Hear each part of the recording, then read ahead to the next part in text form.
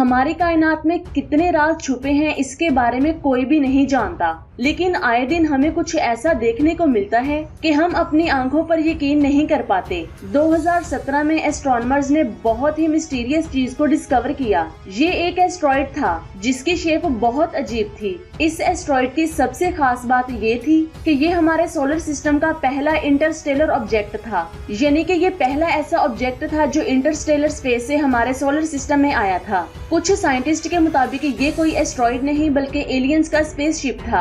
हैरान करने वाली बात यह है कि इस एस्ट्रॉइड की स्पीड बहुत ज्यादा तेज थी। इस ऑब्जेक्ट को ग्रेविटी और फिजिक्स के किसी भी लॉ से एक्सप्लेन नहीं किया जा सकता। यहाँ पर साइंटिस्ट दो सवालों पर ज्यादा फोकस कर रहे थे। पहला ये कि सूरज से इतना ज्यादा दूर होने के बावजूद इसकी स्पीड इतनी ज्यादा कैसे है, और दूसरा ये कि इसकी शेप इतनी ज्यादा अनोखी क्यों है, और क्या ये इंटरस्टेलर ऑब्जेक्ट हमारे सोलर सिस्टम से वापस बाहर जा रहा है, और ये ऑब्जेक्ट हमारे लिए इतना मिस्टीरियस क्यों है। आज की वीडियो में हम इन्हीं सवालों के बारे में जानेंगे। आइए वीडियो को स्टार्ट करते हैं। इस एस्ट्रॉइड को 2017 में डिस्कवर किया गया था। उस वक्त से लेकर आज तक इसके बारे में बहुत ज्यादा थ्योरीज सामने आती हैं। ये थ्योरी ज्यादातर गलत होती हैं। साइंटिस्ट का कहना है कि हमने इस एस्ट्रॉइड को ज्यादा स्टडी नहीं किया। इतनी तेज स्पीड होने की वजह से इसे स्टडी करना साइंटिस्ट के लिए बहुत ज्यादा मुश्किल था। जब ये एस्ट्रॉइड हमारी जमीन के करीब से गुजरा तो इसकी स्पीड तकरीबन 1,96,000 मील फी घंटा थी।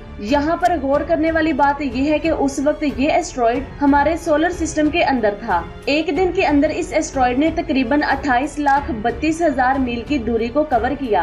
इस वक्त ये एस्ट्रॉइड प्लूटो के करीब से गुजर रहा है। 2 सालों का सफर तय करने के बाद ये एस्ट्रॉइड हमारे सोलर सिस्टम के आखिरी किनारे पर होगा। साइंटिस्ट ने ऐसे बहुत से मिस्टीरियस ऑब्जेक्ट हमारे सोलर सिस्टम में डिस्कवर किए हैं। ऐसा ही कुछ न्यू होराइजन स्पेसक्राफ्ट ने भी देखा था। इस स्पेसक्राफ्ट को प्लूटो पर रिसर्च करने के लिए लॉन्च किया गया था। प्लूटो को स्टडी करने के बाद ये स्पेसक्राफ्ट थोड़ा और आगे बढ़ा। यहाँ इसे एक एस्ट्रॉइड दिखाई दिया। इस एस्ट्रॉइड का नाम 1518R1 है। जैसे जैसे ये स्पेसक्राफ्ट इस एस्ट्रॉइड के करीब जा रहा था, वैसे ही साइंटिस्ट ये जान रहे थे कि ये कोई एस्ट्रॉइड या फिर कॉमेट नहीं है।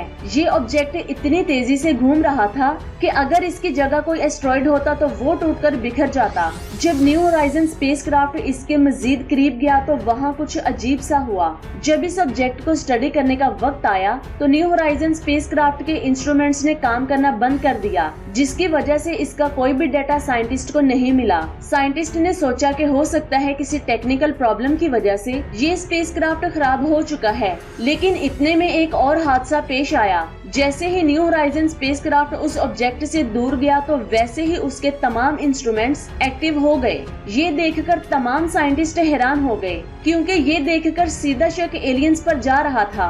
कई साइंटिस्ट का कहना है कि ये कोई स्पेसक्राफ्ट था जो हमारे सोलर सिस्टम पर नजर रखे हुए था। जैसे ही हमने अपने स्पेसक्राफ्ट को उसे स्टडी करने के लिए भेजा, वैसे ही उसने अपनी टेक्नोलॉजी की मदद से हमारे स्पेसक्राफ्ट को बंद कर दिया। यहाँ पर एक सवाल आता है, आखिर इस ऑब्जेक्ट से ओumuamua का क्या कनेक्शन है? हार्वर्ड यूनिवर्सिटी के साइंटिस्ट के मुताबिक हमारी मिल्की वे गैलेक्सी में एलियंस मौजूद हैं और हमारे ही सोलर सिस्टम में तकरीबन 1000 एलियन स्पेसक्राफ्ट घूम रहे हैं। ये बात आप जान ले कि उनका कहना था ओumuamua एलियन स्पेसक्राफ्ट है, लेकिन उन्होंने इस बात से इनकार भी नहीं किया। पिछले कुछ सालों से हमने तकरीबन 4 इंटरस्टेलर ऑब्जेक्ट्स को डिस्कवर किया है। ये तमाम ऑब्जेक्ट हमारे सोलर सिस्टम के डिफरेंट डायरेक्शन से आए हैं। अगर हम अपने सोलर सिस्टम के अंदर ही देखें तो हमें कई ऐसे ऑब्जेक्ट्स दिखाई देते हैं जो हमारे सोलर सिस्टम की हिस्ट्री से मैच नहीं होते। इसका मतलब ये है कि ये ऑब्जेक्ट इंटरस्टेलर स्पेस से हमारे सोलर सिस्टम में दाखिल हुआ है।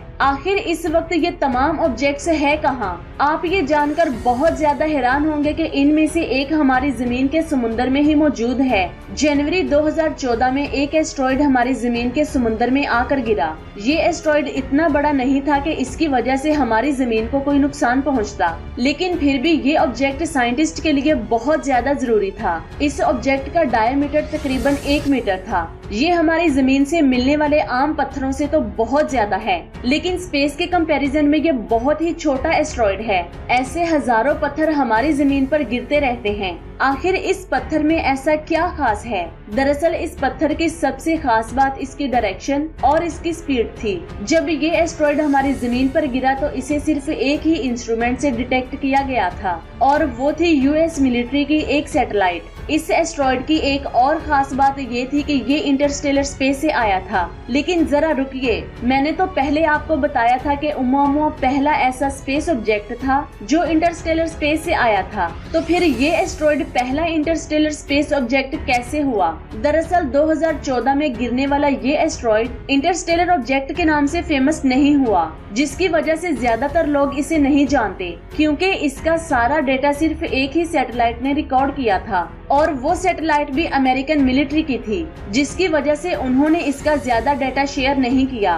क्योंकि वो अपने इंस्ट्रूमेंट की पावर दुनिया के सामने नहीं रखना चाहते थे, जिसकी वजह से आज तक ये पत्थर एक मिस्ट्री बना हुआ है। लेकिन आप ये जानकर बहुत ज्यादा हैरान होंगे कि 2022 में नासा ने यूएस डिफेंस डिपार्टमेंट के साथ पार्टनरशिप की, जिसमें वो इस एस्ट्रॉइड की इंफॉर्मेशन नासा के साथ शेयर करने के लिए अग्री हो गए। फाइनली 2022 में ही इस पत्थर को सोलर सिस्टम में दाखिल होने वाला पहला इंटरस्टेलर ऑब्जेक्ट मान लिया गया। यानी अब ओumuamua पहला ऑब्जेक्ट नहीं है जो हमारे सोलर सिस्टम में बाहर से एंटर हुआ है। साइंटिस्ट की एक टीम उस एस्ट्रॉइड को ढूंढने के लिए समुद्र में भी एक मिशन लॉन्च करने वाली है। कई साइंटिस्ट का कहना है कि ये एस्ट्रॉइड एलियंस टेक्नोलॉजी की डिवाइस है जो जानबूझकर हमारे समुद्र में गिराई गई थी, ताकि हमारी जमीन के डाटा को एलियंस तक पहुंचाया जा सके।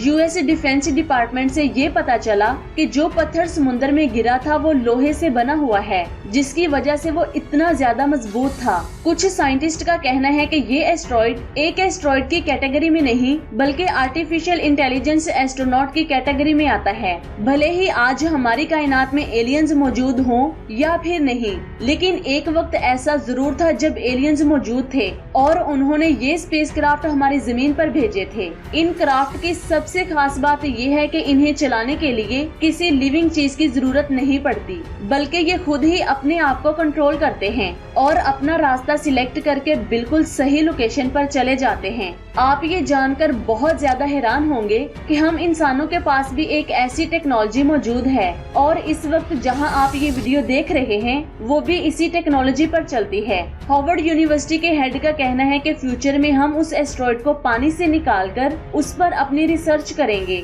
उनका ये भी कहना है कि उन्हें एक ईमेल रिसीव हुई जिसमें लिखा था कि अगर उस पत्थर पर कोई भी बटन हुआ तो उसे प्रेस मत कीजिएगा। यहाँ पर हैरान करने वाली बात यह है कि उन्होंने इसका रिप्लाई भी किया और कहा कि हम कोई भी रिस्क नहीं लेंगे और न ही हम किसी बटन को प्रेस करेंगे। ये सुनकर आपको यकीन नहीं होगा, लेकिन इसकी पॉसिबिलिटी के चांसेस बहुत ज्यादा हैं। यहाँ पर ये बात नहीं कही जा सकती कि एस्ट्रॉइड को एलियंस ने भेजा था, लेकिन एलियंस की मौजूदगी से हम इनकार नहीं कर सकते। इतनी बड़ी कायनात में हम सिर्फ अकेले नहीं हो सकते, कोई तो ऐसी सिविलाइजेशन जरूर है जो हम पर नजर रखे हुए है। ओumuamua इस वक्त हमारे सोलर सिस्टम से बहुत तेजी से बाहर जा रहा है, लेकिन अभी भी साइंटिस्ट इस पर रिसर्च करने की प्लानिंग कर रहे हैं। इतने सालों में जो भी डाटा कलेक्ट हुआ उससे ये पता चला कि ओumuamua किसी एक सिंगल मटेरियल से नहीं बना, बल्कि इसमें डिफरेंट मटेरियल्स यूज किए गए हैं। इस वक्त एक ऐसे स्पेसक्राफ्ट को बनाने की प्लानिंग चल रही है